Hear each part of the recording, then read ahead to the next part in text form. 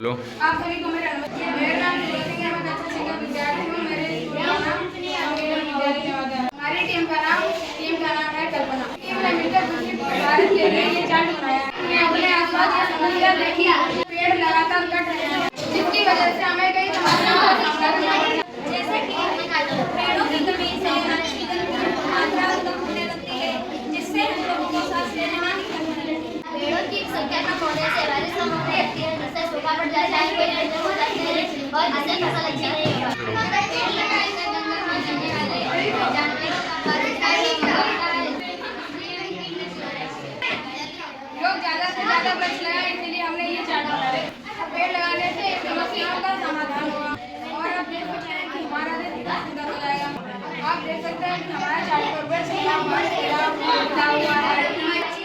जिससे कि वृक्ष लगाने से आप देख सकते हैं कि हमारा भारत कितना सुंदर रहेगा।